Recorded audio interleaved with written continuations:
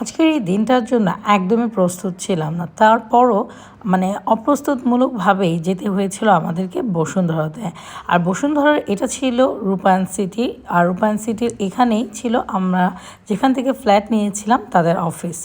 তো এর মাঝে আরফ সাফাতের খিদা লেগে গেল। ভাবলাম ওদেরকে নিয়ে একটু টুকটাক খাবারের কিছু জিনিস কিনে নেই। আর এদিকে ওরা যখনই দেখে যে খাবারের অনেক দোকান, ওরা এত বেশি কনফিউজড হয়ে যায় কোনটা রেখে কোনটা খাবে, কোনোটাতেই ডিসিশন নিতে পারে না। আর ওদের ডিসিশন নিতে নিতে আমি একটু ভিডিও করে ফেলছিলাম, যদিও এদিকে মন মেজাজ খুবই খারাপ ছিল।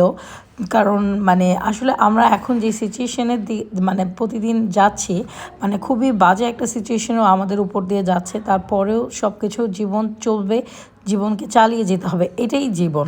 তো যাই হোক, আমরা যেখানে গিয়েছিলাম আমাদের একটা জেবিএস যেখান থেকে আমরা ফ্ল্যাট নিয়েছি, সেটা হচ্ছে গিয়ে ওদের সাথে আমাদের একটা মিটিং ছিল, এবং এই মিটিংটার কারণে আমরা আজকে গিয়েছিলাম ওদের অফিসে।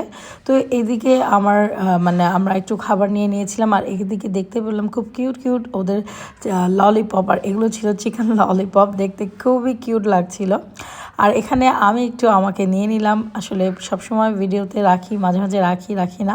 তো এইদিকে আমরা যারা সবাই, ওরা খাবার এক একজন করে খাচ্ছিল, এই আর কি। সবারই মন খুব খারাপ। একটু হাসার চেষ্টা করছিলাম, বলছিলাম একটু হাসেন। আর বাচ্চারা তো আসলে কিছুই বুঝে না যে বাবা মার উপরে কতটা প্রেশার, কতটা চাপ যায়।